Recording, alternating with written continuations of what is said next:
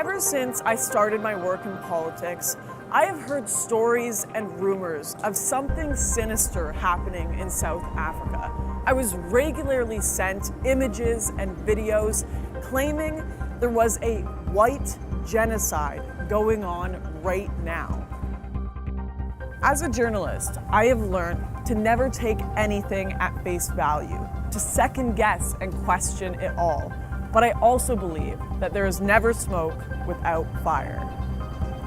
This is what makes South Africa so intriguing, because depending on your outlook, it is either a paragon of multiculturalism and social justice, or a powder keg with a genocide against the white population ready to erupt into an all-out race war.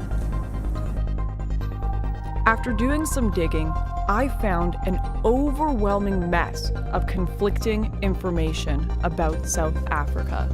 Political turmoil, disappearing government funds, widespread corruption, and the sense that those responsible are never quite brought to justice. I found stories about the most gruesome murders imaginable with almost no statistical proof of their existence. I tried to put the pieces together, but there were just too many missing. With the left wing and establishment media calling the farm murders a non-issue and praising the Rainbow Nation, and the far right predicting a civil war, I thought surely the truth must lie somewhere in the middle.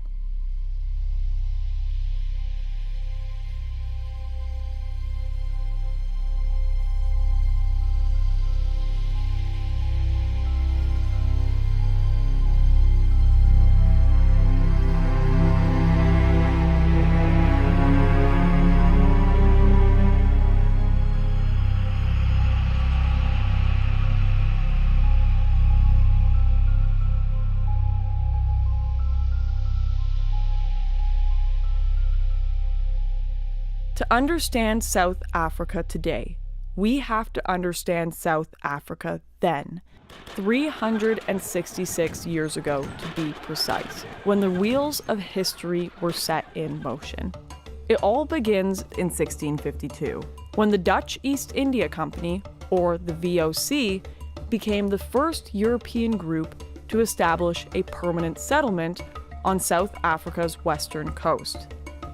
At this time, the rest of the country was inhabited only by the Khoisan people, an ancient nomadic group who foraged the land long before the black tribes migrated south into the modern-day KwaZulu-Natal. The VOC made its first purchase of land from the Khoisan people in 1671, establishing the Cape Colony in the areas surrounding what would become Cape Town. But it did not treat all under its rule well, and many children of the settlers were born into indentured servitude. Seeking a life beyond the VOC, a group known as the Trekboer set out beyond the borders of the Cape Colony in search of a free, semi-nomadic farming life in the country's interior.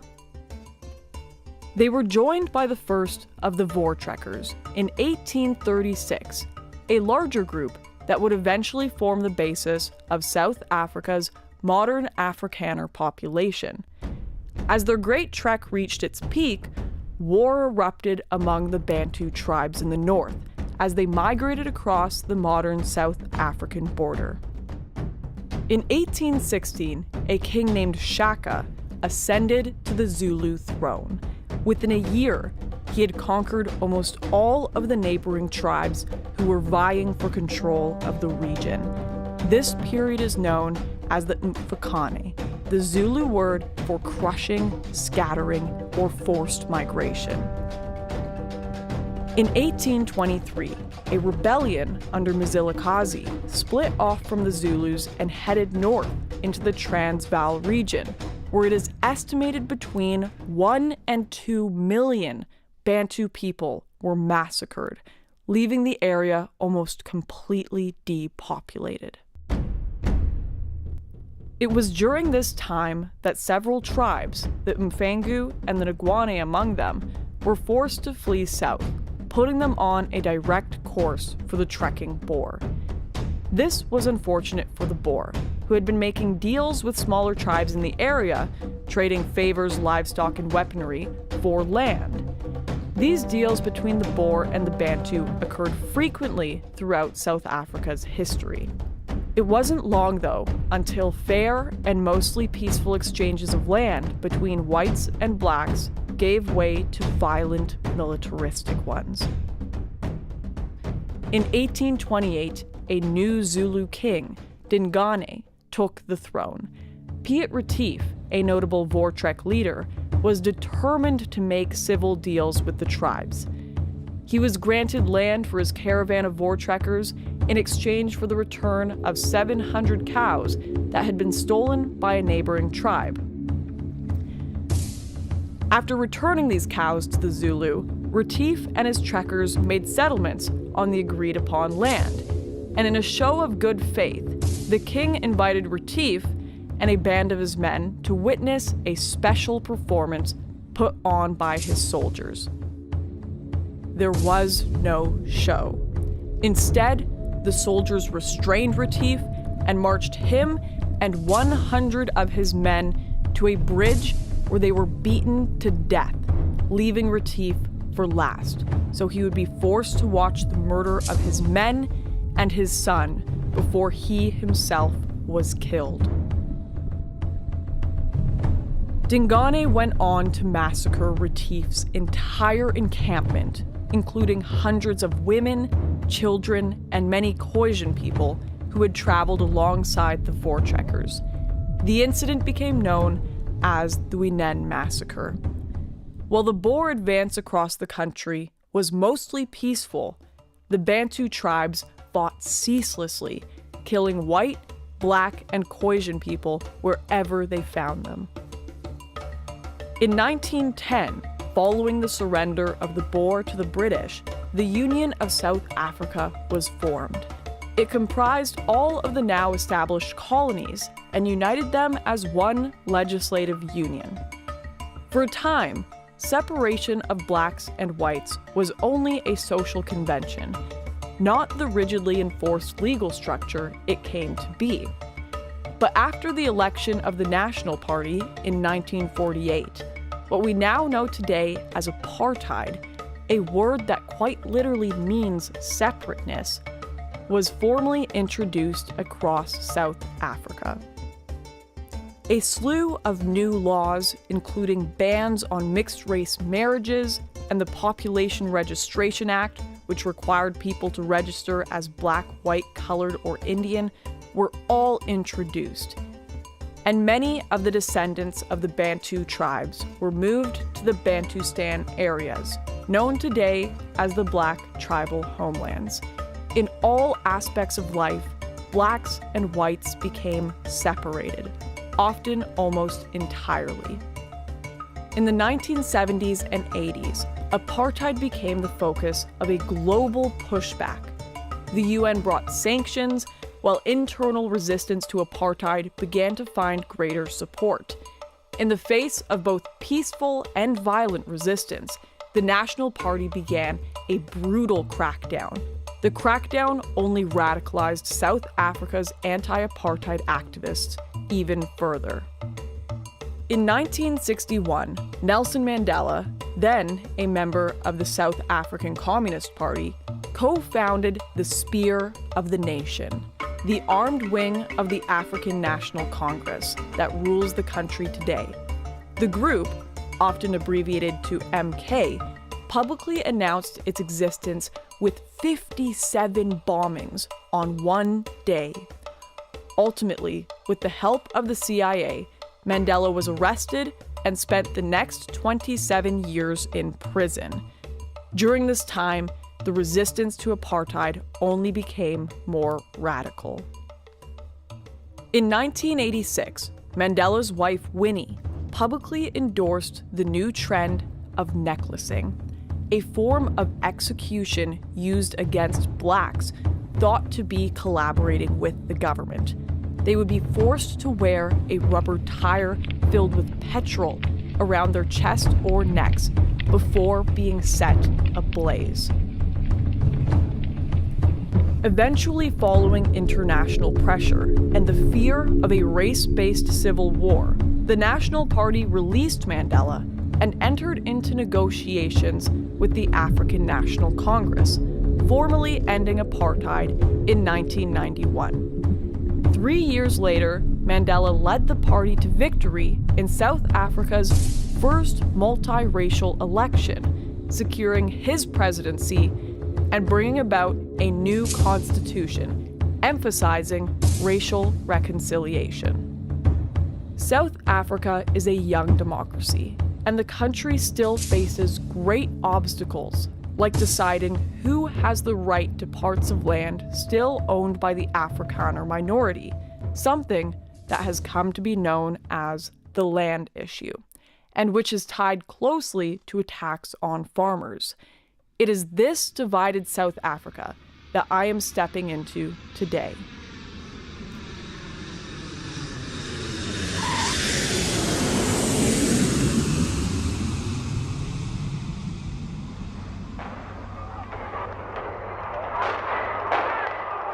There were running battles in the city's Unit 9 last night between police and protesters. All roads leading in and out of the city have been closed due to violent protests.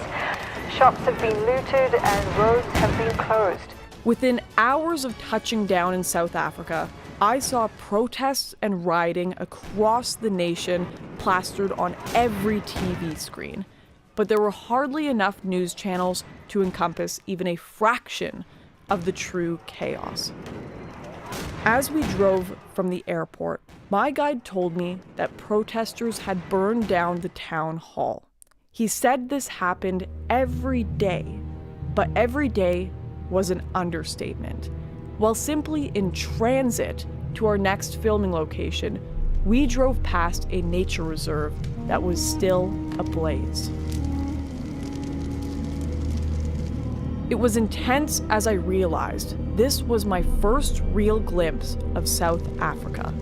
But little did I know at the time, this burning building was only a mild symptom of a much deeper issue that plagued the nation. It's an ongoing thing, people get discontented and they destroy. There's a sort of a schadenfreude in the thing, not because I say so, but because a casual examination of the thing reveals that it's true.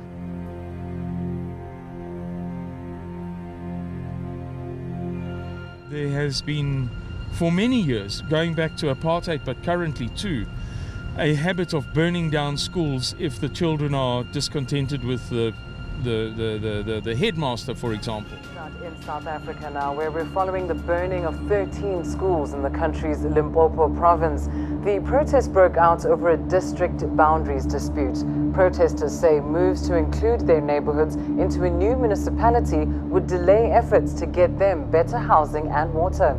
Government officials appealed for an end to the violence, saying it's affected the education of hundreds of children. The number of municipal buildings that has been burnt down in South Africa over the past, let's say, 30 years runs to, I would say, comfortably 1,000. Very, very comfortably. My instinct is to say 3,000 or 4,000. If I total up all of the stories that I've read, in passing in newspapers over the past 30 years.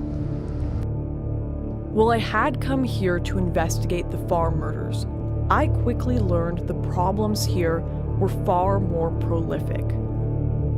On average, the country sees 32 protests over schooling, education, land, and infrastructure every single day. And the cost of damage to South Africa's university buildings alone has already soared well above $45 million. There was clearly more at play here than I first thought, so I pressed on, determined to find the truth. When investigating the farm murders, I was met with a remarkable scarcity of information. The government statistics did not report any rise or increase, and the BBC and other mainstream outlets echoed this position. I wanted to know why the murders of South Africa's rural white minority were so different from the rest of the crime in this country. And when I dug deeper, I discovered the Blood Sisters, an organization that works with government contracts to clean up crime scenes across South Africa. And I figured surely, if anyone, they would know what the reality of these numbers really looked like. My name is Eileen de Jager. I'm one of the Blood Sisters, known in South Africa. We are a nationwide leader in crime scene cleanup. Have you seen an increase in these kind of attacks in recent years? Absolutely. 18 years ago when we started this business, there was attacks. According to our knowledge and what we experienced, they started weekly. We would get one call a week to come and assist at either farm attack or farm murder. Now it's daily. It's definitely daily. It's increased unbelievably.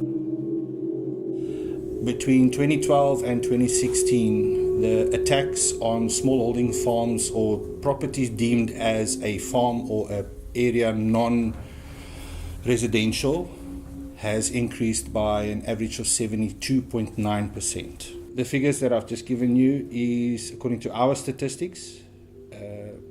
Government statistics will differ. I don't suppose you can tell us much about why that is. We don't... I don't work closely with them because we don't do every scene, but their figures are funnily enough lower than ours. I don't have a particular reason for that. I don't wish to divulge on that. Okay. This was the first time on camera a qualified government associate had confirmed my worst fears. Not only are the farm murders real, the genuine numbers are much higher than we imagined. But I wanted to know more.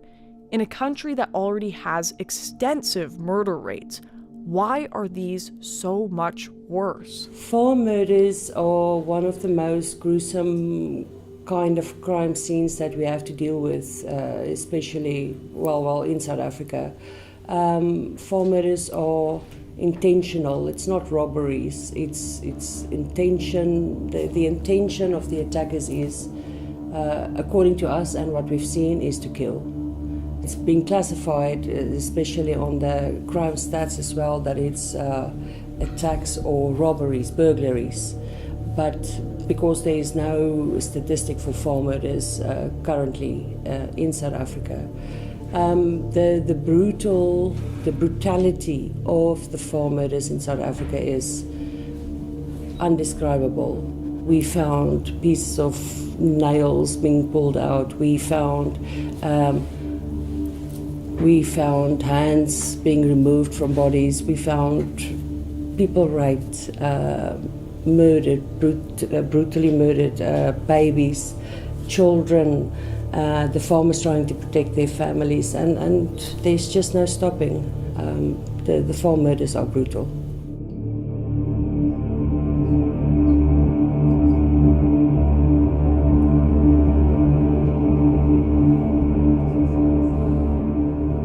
Another one that stays with me is in Johannesburg, just outside Johannesburg. We had a farm murder where 5 people came in. It was arranged by their domestic worker, and they drowned the 12-year-old boy in boiling hot water. So we had to remove the skin from the bath as it was peeling off him in the hot water. That was a terrible scene. If you look at the worst movies ever made, it's not really a patch against what is really going on there. It's unbelievable. Having heard from the far-right corners of the internet that these murders were racially based, I was intent on finding out what motives the Blood Sisters attributed to these kinds of attacks. 90% of the increase we found is due to unemployment, racial discrimination, and there's no hope. If you don't start your own business in South Africa, where are you going to work? There's no work. Racial discrimination against who, if you don't mind me asking? Yeah, I have to be careful. Careful. Yeah, Because I have to be a little bit careful. We work very closely with government. Yeah. I spoke to Simon about it outside. Racial discrimination against people. People. I know what you have to say, and No, it's okay. we have to be so careful. Yeah, I have to Because think. We love everybody to hear what we have to say. We want to say so much more, but we have to exercise so much restraint. in Anonymously, having to stay behind and work. I will here. tell you a lot of stuff. I knew I had to investigate further. I had to meet the families caught up in these attacks. So I traveled to the heartland of South Africa, where these murders take place every single day. The history goes back, we are now third generation on this farm, third generation. My grandfather arrived here in the 1800s. He died of a heart attack, and then my dad inherited this portion and his brother inherited the top farm, which my dad eventually over the years bought back. So it's been in the family for more than 100 years. Myself and my 3 siblings grew up here, went to school in Graafnet, which I'm sure you came through, and then went to study in Cape Town, and yeah, it was always our dream to come back, and it was always the intention to come back, not under these circumstances though. My dad was living alone, my mum was in an Alzheimer's home, so this is quite hard. And there was this guy, Sali, and he lay in wait for my dad. And at 9 o'clock that night, he knocked on the back door. My dad opened the door, and he shot my dad in the stomach. My dad managed to get to the phone to phone my aunt. And then he phoned the neighbour and said, "Listen, I've been shot." And the neighbour could hear the rest of the gunshots. And then the phone went dead. There were 8 shots.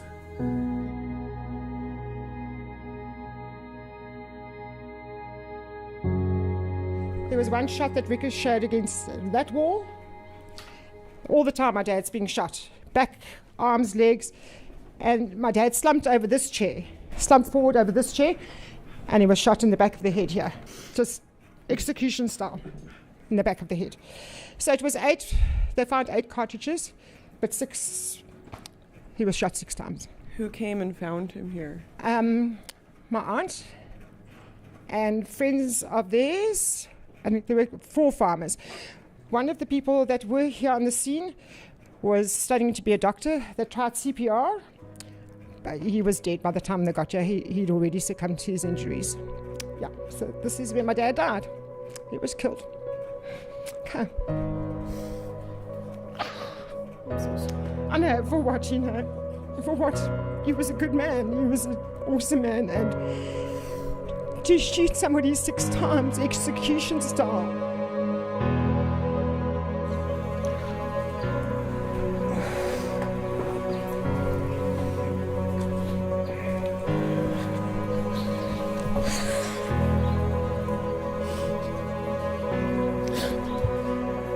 You think it gets easier, and it never does, unfortunately. My dad was, and Louis will back me up, and everybody will back me up. My dad was the most loving person. Cold-bloodedly just gutted for, and so all they took about 20,000 rand in the safe. They took that, helped themselves to food in the fridge, and then hit the road, and then bumped into, or saw all the farmers arriving, and ran. And they spent the night, the 2 of them, at one of the farms, and got back to Aberdeen. And by Saturday morning, the farmers had caught both of them. The farmers, not the police. The farmers. It was a tip-off.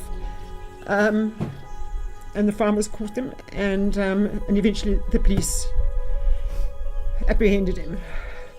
So were these people brought to justice? He got 15 years. 15 years. So, you know, if with these 15 years he can sit for six years and he'll come back. And he'll probably come and kill us or kill another farmer because he knows how easy it is, that he's got away with it. But no remorse whatsoever. Nothing. He spun so many stories in court that the judge eventually just said, rather keep quiet because I don't believe you. So justice hasn't been served yet. Listening to Janine's story, standing in the exact spot it had happened, was intensely uncomfortable. But it would not be the only sobering story I heard that day. Just hours after sitting with Janine, and only 50 miles away, we entered the farm of another family who had been tormented by the nation's growing crime wave. The Haas family have had to go to extraordinary measures to protect their family after their father was shot in the face during an attack at their home. I woke up one morning and heard a terrible noise. My son and my little daughter were in the house, and I don't know why, but I just screamed. It happened so fast. I ran to my bedroom window and I just saw people jumping over the wall, and it was already over. I went outside and I saw the blood. Only then did I realise my husband had been shot.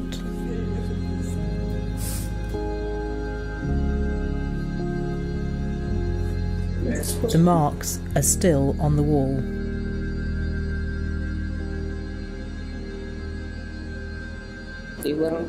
You hear about this every day. There's not a week that goes by without a farm attack. My husband survived the attack, but others are not as lucky as us.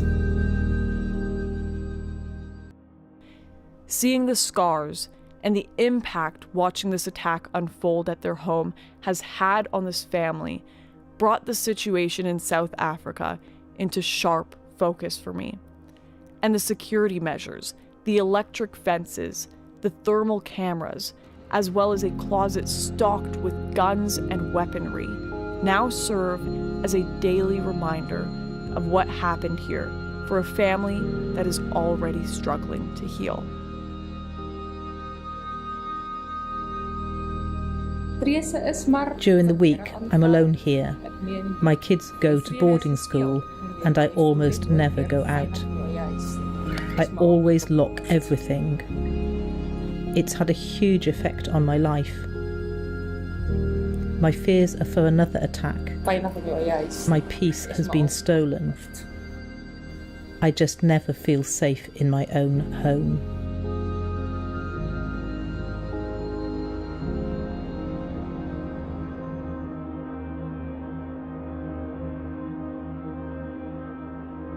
Outside the charmed world of rich and famous influencers who paint a story of security and prosperity from within their gated communities in Johannesburg and Cape Town, it seemed everywhere in South Africa there was a story of tragedy and bloodshed to be told.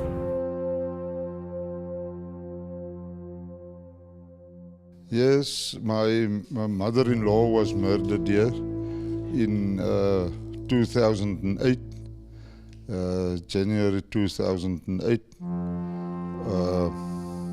They had strangled her and with a belt of her, a belt around her neck, and they take out her eyes with a fork, and they prick her with a fork. Her whole body was pricked with a fork, and it was very cruel, very, very cruel.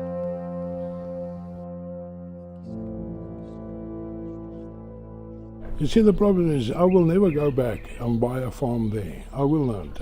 It's too risky, too capital intensive, to make yourself safety, because you're not safety even you're on a tractor. Doesn't matter where, because they ambush you.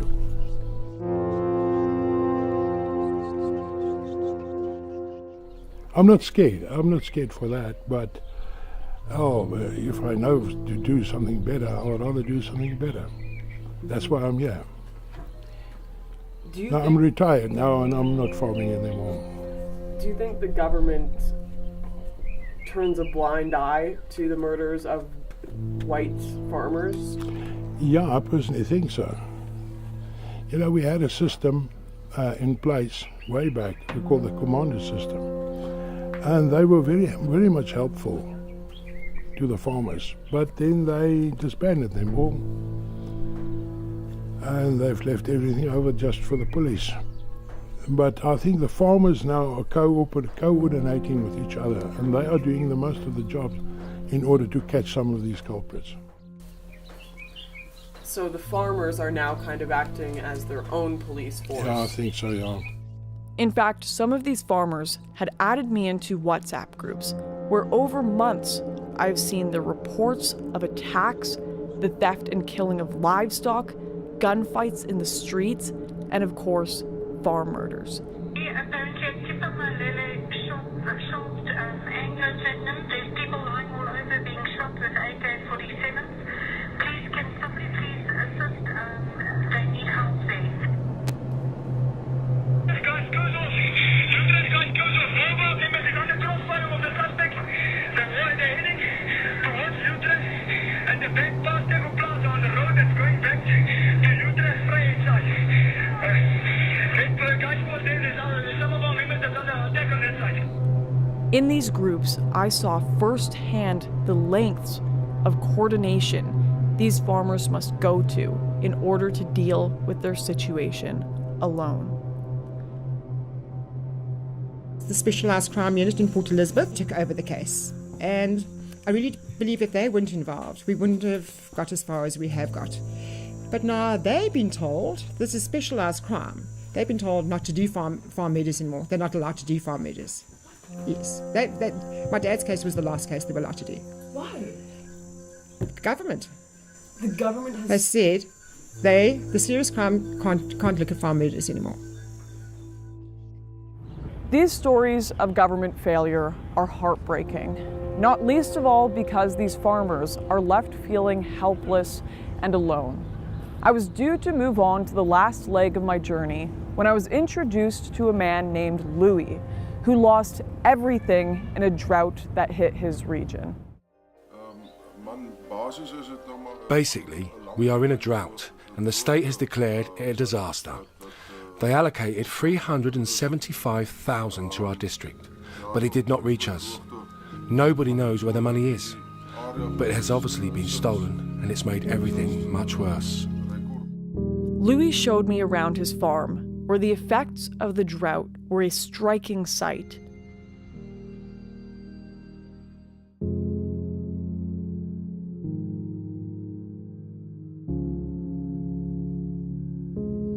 I can't afford to pump the water out of the ground anymore.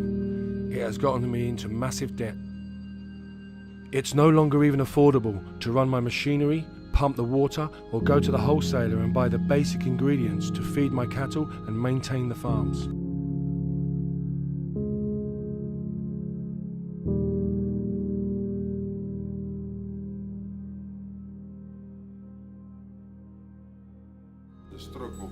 It is all totally pointless. My farm used to be a green oasis. It used to be a healthy, perfect farm. Now it has all turned to dust, to barren wasteland, with piles of bones from the sheep I once had, who died of thirst.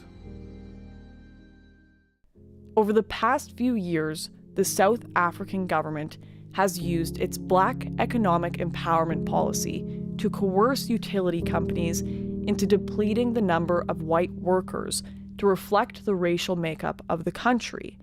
In reality, this means that companies with government contracts must shoot for a goal of a workforce with no more than 8% white workers. Since these mass layoffs, filling engineering and other high-skilled positions has been difficult, only worsening the water crisis and causing serious ramifications for the country's white farming minority. I could no longer afford to maintain my old home, so it fell into disrepair, and we now live in a much smaller shack down the road. There is nothing left of that house. The floors have rotted, the walls are breaking. The place my children were born, the place my wife and I built from scratch and used to love, it is now just rubble. This is happening to everyone, everywhere here. You drive up and down these lands, and all you can see is dilapidated farms. There are extremely difficult times laying ahead for us. Everything points towards them trying to break us.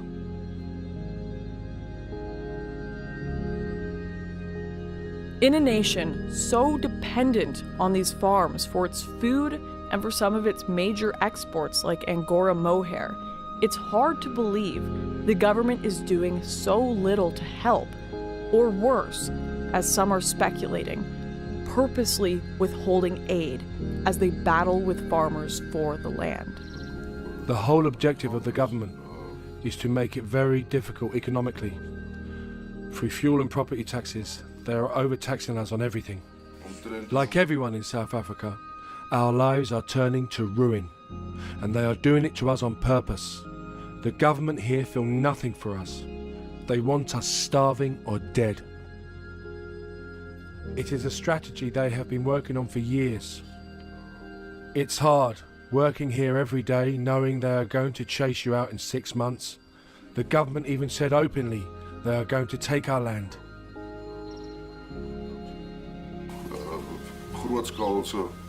I will never recover from this. I just hope my children can have a better life one day. Spending time with Louis on his dying farm has been a truly heart-wrenching experience. Not only are these farmers forced to live with the constant fear of break-ins and some of the most gruesome crimes imaginable, but every day has been a struggle even just for the survival of the very land to which they are so deeply rooted. To make matters worse, if the government follows through with their promises, Louis will shortly be losing all his land as well. Listening to Louis describe his situation was surreal.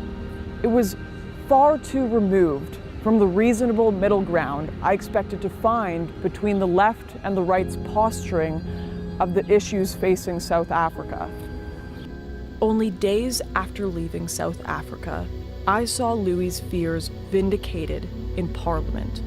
The ANC announced they would absolutely be taking white land by force, expropriation without compensation. Even the ANC's most famous leader, Nelson Mandela, a known radical communist, at least believed in the concept of compensation. He didn't even propose a motion this extreme. This will be the first time in modern South Africa we see something like this play out. In fact, all of South Africa's political parties have steadily become more radical in their approach. The EFF, which holds 10% of the vote, are notorious for singing an anti-apartheid song at their rallies, calling for the deaths of white farmers.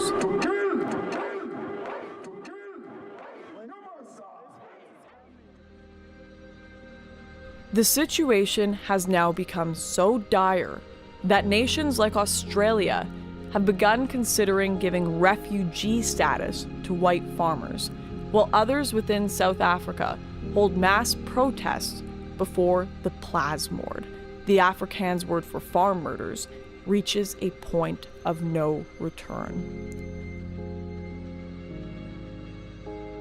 I began to wonder if the remoteness of their farms simply made these farmers an easy target, or if other white South Africans faced the same problem. So I met with Liz, a businesswoman with a successful paintball field and shop near Port Elizabeth. I've probably had over 100 break-ins at my business in the last 10 years.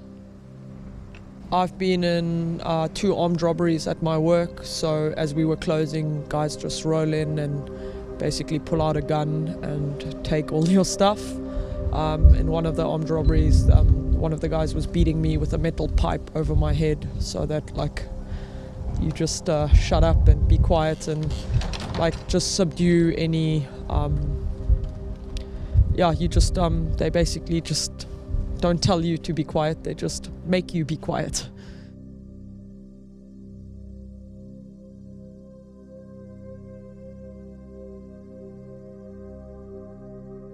You mentioned to us earlier that many of your sales are more for self-defense paintball guns. Can you explain that?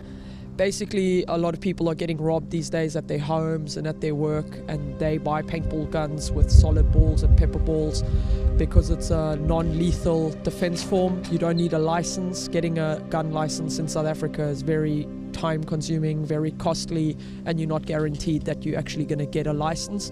So a lot of people are buying paintball guns from us to basically shoot anyone who's on their property or trying to get on their property with a solid ball that's basically made of nylon or fiberglass, and it's like a deterrent. Things have gotten so bad that Liz has been forced to bring armed security for her daily cash out. Sometimes, when we're busy, then my dad will come to the range and basically bring his gun, and then we just have that as a extra precautionary measure because you never know what's going to happen. It's like the Wild West at times.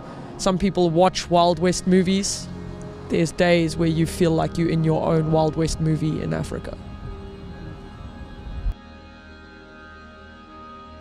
Just days after visiting Liz, she was the victim of another armed break-in. Like many other white South Africans, she has now decided to close down her business and attempt to leave the country.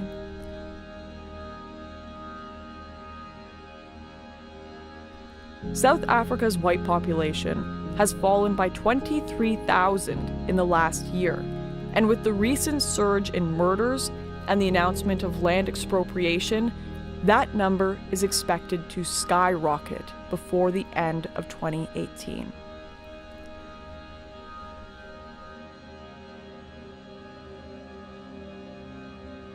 To get to the bottom of why this was happening, I wanted to meet some of the nation's policymakers to hear their side of the story. So I managed to secure an interview with Thabo Mokoena, a powerful businessman and a member of the ruling party's provincial executive committee, and someone I have been advised is a major force within the African National Congress. So there's been very slow progress in terms of addressing the land or redistributing the land. So we must speed up. And it's not the question that government does not have money for compensation or there is no money for compensation in the system. I think it's just part of the problem is that the bureaucracy is way too slow and then it undermines, the good objective. So you need to have cutthroat departments that understand the agency and the plight of the people. When they are required to do their work, they must do it. Are things leaning more towards with or without compensation? I don't know, I'm just curious. Yeah. Look, the decision that has been taken, it's without compensation. There's nothing that government can do that is illegal to the farmers.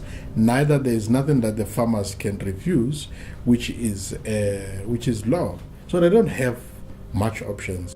It is not the intention of the ANC to go and grab the land illegally and then that type of thing. No. We will do it within the prescripts of the laws of this particular country.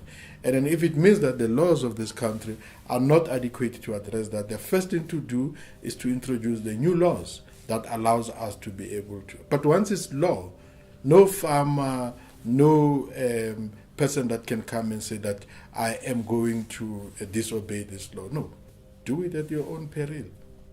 This seems to be the official party line. Don't worry, everything is fine. Ignore, cover up, and don't mention it. But former financial advisor to the ANC turned political activist Simon Roach has spoken out against this approach in recent years. Our economy is imploding. The value of our currency has deteriorated dramatically, almost unbelievably. We've been downgraded to junk status. We have an official unemployment rate of about 38%, just over 38%, but an unofficial, in other words, the non-government sources say that it is certainly 50%. We have about 16.3 million, in fact 16.3 million people on social grants and an income tax base of 3.1 million people. Taken together, these are the reasons we believe there will be a civil war. And I'd like to add a final anecdote. We recently had a protest in South Africa against farm murders. The protest was called Black Monday. And afterwards, our Minister of Defence said that if whites stage another such protest, they will bring a civil war upon themselves. They will provoke a genocide. Like the wider situation in South Africa, my conversation with Thabo quickly became messy and confusing, something I began to believe was a tactic to avoid confronting the reality of the situation. The implications of this tactic became increasingly concerning throughout my trip. To simply ignore racial tensions, economic and energy crises, and of course the farm murders seemed shockingly irresponsible as the evidence on the ground continued to mount. It was at this point that I discovered another phenomenon sweeping the country: white squatter camps. So I went to one such site to investigate it for myself. This squatter camp, just outside the nation's capital, is one of many across South Africa and is home to some of the country's most disadvantaged people, many of whom have struggled to find work, basic medical care, or even shelter because of the country's black economic empowerment laws. It is built on the site of an old dumping ground and is home to around 60 people, most of whom are children. We're okay to film? Yeah. Yeah? Okay. All right, this is Donnie. He's going to be your tour guide. Hi, Donnie. Nice to meet you. Yeah, well, the place is about people that haven't got place to stay, that stays on the street. So we help them, and there's some of the people that is coming in that's got drug problems and all that. We help them with it, and especially women that is abused with children, and we help them with that. That is what we are doing here. So, and from the public side outside, we don't get any support. So the men here, we are working. We love to do it because, especially women and children, they don't get any support from the government. They don't get support. And we haven't got power or lights, electricity we haven't got here. That's why we got water, but Cobus is supporting us with the water, so he's paying that damages out of his pocket. Could you tell us just in simple terms why this is here? Because there's no help for whites in South Africa, not so all, nothing. So our whites land on the streets, they ran to squatter camps because they know there's food and clothes. That's why I started it. Who builds these houses? You guys do? Ourselves. Yeah. We do it ourselves. We do it ourselves. There's this one guy staying here. Look at this room. One guy. So without this place open, where would these kids be? They will be on the streets. Or they will be in foster, or they will be in somebody else's care. The government doesn't have a whole lot of programs? No, nothing. Well, there are poor people of all races in South Africa. People here are often refused help based solely on their race. Miss Grace, the de facto mother of the camp, told me how one resident was refused treatment at a hospital because of the color of his skin, while children in the camp were refused places at a local school for the same reason. There's nothing. There's I think in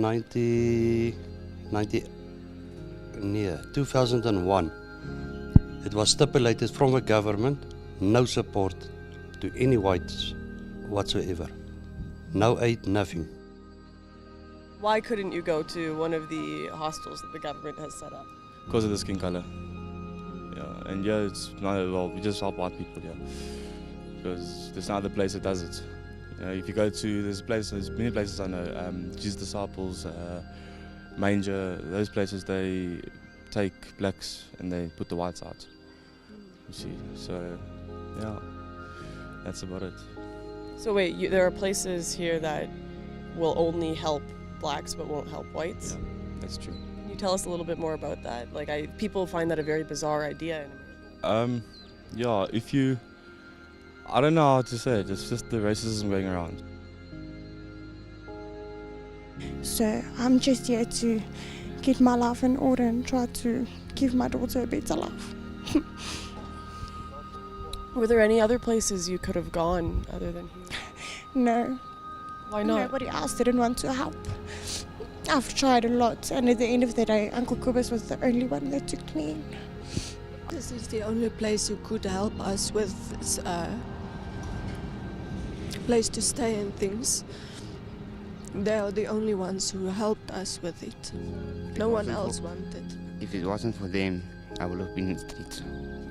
I want to sleep with my wife and my kids on the street. That's it. Today I'm suffering because of people who is like racist with us. And they don't care about our young people because you can't get jobs and I'm with. Because this side of the earth it's bad for us. And I'm not lying, it's bad. No one can get jobs around here, we're suffering badly. Even the youngest kids. I've got a 5-year-old, a 2-year-old. I don't know how I'm going to give them a life around here. Well, where we lived, things were very dangerous. The one day, there was black people walking in the street and they shot through our windows. And I went and the police did nothing. You can't even walk in the streets around. At night, during the day, they always rape you or they beat you up. They're swearing at you in the language. They know you don't know the language, but they will come and swear at you, breaking you down around you. You don't feel like a person around you anymore. So they're making sure our people, we don't have a life anymore. They will make sure about it. This is just one of dozens of camps like it in South Africa, a growing testament to the resentment the country's white population now faces. In order to learn more about why anti-white racism is thriving in the country, I spoke to the deputy president of Black First, Land First, one of South Africa's more radical political parties. Last year, Andile Mngxitama founded the Black First, Land First, which he says aims to put land and the economy back in the hands of black South Africans. BLF is taking... We have to fight in order to attain freedom as the black majority in this country. And the fight has to be located in taking back the land and expropriating it back into the people, in seizing the means of production and expropriating everything, or rather redistributing everything equally. A society that would embody a value system that puts black people first will have to be attained through confrontation, unfortunately, because our people have waited for so long, right?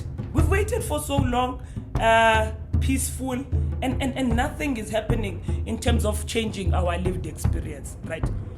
In fact, the settlers know that very well. So we are already at war. Our people are at war in farms now. White people and persons like Breitenbach are land thieves, and they have no stake to this society, and the black majority understands that, and we will respond accordingly. I think black people have been patient enough for more than 400 years of colonialism, and we don't want you to feel pity for us. We are coming for you, and we are going to get everything that you own. It's ours.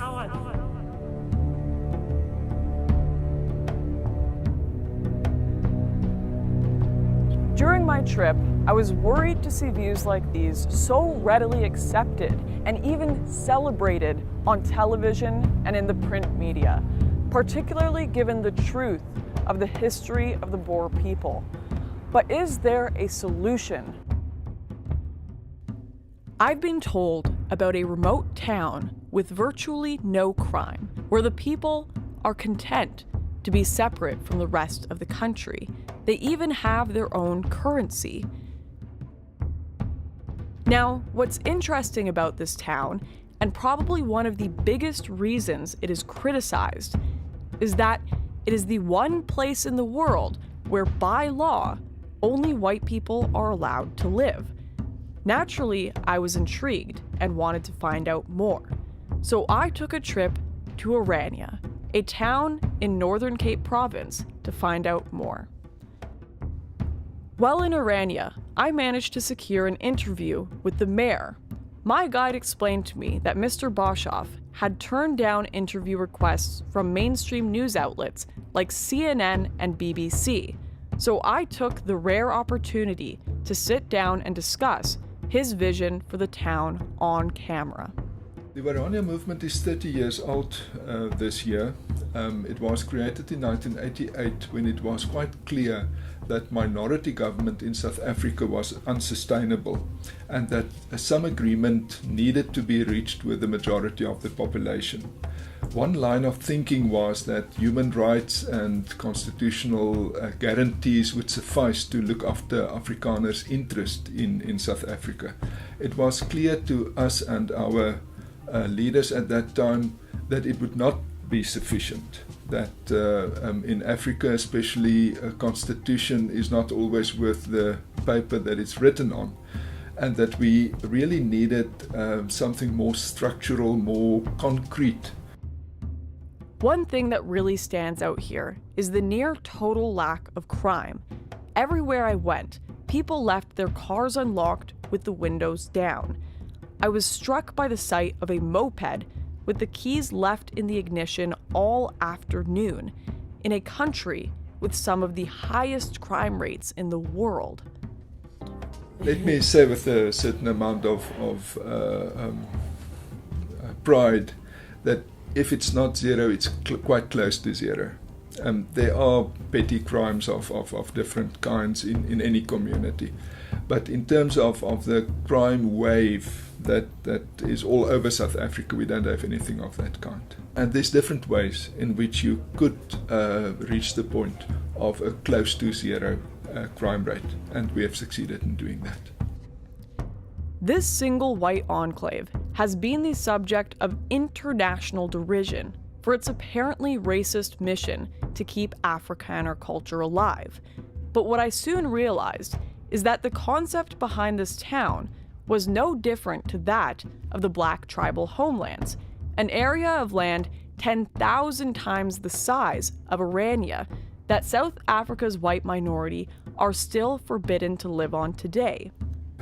It's no more racist than any black community, of which there are literally thousands in South Africa. And I say that because we don't define ourselves in the first instance in terms of race, but in terms of culture and language and a whole tradition. To people in the West, this town may seem bizarre, but it's clear that like many other places in South Africa, and indeed the world, the people of Orania consider the threat to their culture great enough to take extraordinary steps to ensure its survival. Orania movement members are more than 5,000 at the moment. So it's small, it's relatively small, but nonetheless, we've created a kind of alternative that is ready to grow. I was certainly struck by the sense of peace in Orania, something which stood in stark contrast to many of the other towns I visited while in South Africa. Orania is just one potential solution to this crisis, and for the people living there, it seems to be working. On and off camera, many people, both black and white, did suggest segregation as a potential solution to this crisis. And even more worrying is the growing number of people preparing for a race-based civil war if another solution cannot be found. Simon is now one of the senior members of the Sightlanders, the world's largest non-state civil defense force, a network of around 200,000 members who believe a civil war is coming, and their only option is to be prepared. Simon invited me to the home of one of its members to take a look at the kind of preparations these people are making. Okay, so these are the preparations of the Erasmus family, which includes a hydroponic system to be taken with them in their vehicles in the event of a civil war, a nationwide anarchy crisis. And these will be laid in their vehicles and taken down so that they can start crops from scratch in any remote area as long as there's water. So they have five cars in their clan, you could say, and then they have that truck that will carry a whole lot of stuff. When they move out, they're building a sort of canopy for the truck for refugees that they will pick up. It's obviously just in the early stages. That's a dryer for all the veggies. You can even dry meat inside it, and to prepare that food. That can keep us 2-3 years, definitely. The family doesn't use it for its day-to-day use. It's specifically a preparation for a nationwide anarchy situation. The scale and thoroughness of these preparations would make you think the apocalypse is just around the corner, but Simon assured me that these were only the preparations of one of thousands of others across the country prepping in the same way. In fact, every year the Sightlanders hold a huge evacuation drill where different groups from across South Africa carry out a complex run-through of their plan for when civil war breaks out, something they believe is inevitable. All this talk of civil war seemed extreme, so I asked Simon how he thought South Africa could go down such a dark path. I think, Lauren, that it would be a very spontaneous, sudden thing, for the simple reason that South Africa is a bubbling cauldron at the moment. You have seen across South Africa these spontaneous events where people run into a bunch of H&M stores and smash them down. You've seen for yourself this very morning. We arrived on the scene a very short while after a nature conservation facility had been burnt to the ground by disgruntled neighbors. Perhaps it was people who felt that they were owed more jobs or something. We don't know. These things happen so quickly, and so many people are embittered at the moment. Our government is woefully unable to provide modest governance. The Sightlanders have been criticized by mainstream politicians and media alike for their dramatic approach in dealing with the country's problems. But as the crime wave deepens, and the government's anti-white rhetoric is now being realized in legislation to take white land, I have to wonder, if we were in their shoes, would we be compelled to act in the same way? And could the Sightlanders be preparing for what is becoming an ever more realistic bloody future in South Africa? What I found most striking about their preparations was that we did not uncover a mass amount of weapons or offensive materials. Instead, we came upon first aid kits, a hydroponic system, and plenty of survival equipment. In fact, every year the Sightlanders hold a huge evacuation drill where different groups across South Africa carry out a complex run-through of their plan for when civil war breaks out, something they believe is inevitable. Lauren, Sightlanders organization is the first line and the last line of defense in the event that our worst fears are realized and a race-based civil war engulfs South Africa.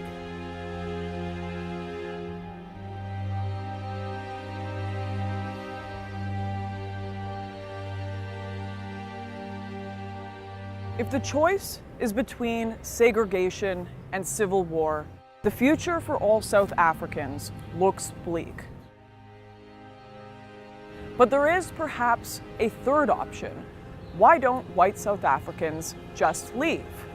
Well, this third option is far more complex than it may appear. There's no way for the average South African to leave South Africa. You must have, in most of these cases, $300,000. That's 6 million rand. A normal South African doesn't make 6 million rand. So there's just no way for the normal South African to leave.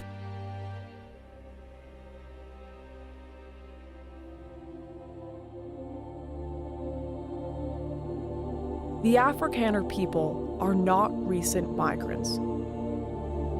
Their South African roots date back hundreds of years. They have evolved their own language, their own culture, and are living on land that their families have farmed for generations. Land that was not stolen. I don't blame those that want to stay. There is something biblical about South Africa. You can feel it in the air. Their history lives in the very soil they work every single day, and many will not be convinced to leave it so easily. Beyond this, for those who do wish to leave South Africa, the process and costs have made it nearly impossible for the most vulnerable to travel beyond its borders. If I can get a chance, I will go. If I can get a better life that side of the seas, I will go. Me and my 2 kids, I need a life to make for them. Because my life is ruined because I don't have a job, there's nothing out there. I want something to happen for them. Because they're still young, I need to get it for them to have a life. Because if they don't have a life, what is going to happen? The blacks is going to kill my kids. There was rumors around here. They said it's going to come in, I don't know when. I don't know which, like Zuma, or, you know, I don't know if it's Zuma or what, Malema or what kind, said if he takes over, he's going to kill our whites.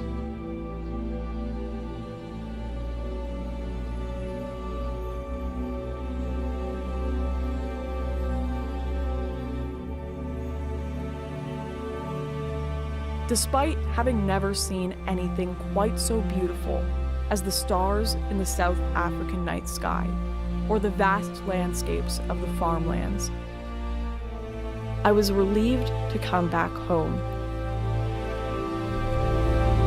It's no life to live, putting your children to bed behind gated doors and cell block windows.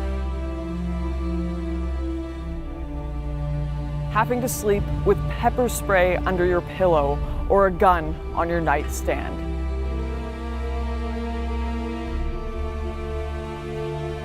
Leaving this place is a luxury these people do not have. My South African journey came to an end, while the people I met are stuck in a home that no longer welcomes them, where they must fight to justify their very existence to a hostile majority. Does this amount to genocide? Not yet, but according to organizations like Genocide Watch, and taking into account everything I have seen and heard on the ground, South Africa is stepping closer to that reality every single day. But could there be a light at the end of the tunnel? coverage of the issue has thrown these farmers and the wider Boer population into the global spotlight, as mainstream media like Fox News, BBC, and even CNN have begun to report on this crisis. And with this story set to play out on the world stage, it will be for South Africans to face their future. But now, at least one thing is certain. With the world awakening to the plight of these people, they won't be facing it alone.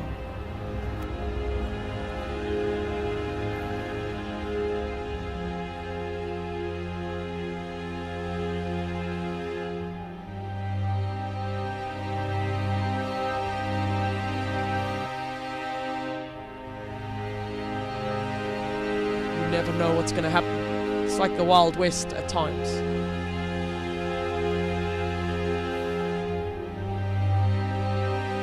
Some people watch Wild West movies. There's days where you feel like you're in your own Wild West movie in Africa.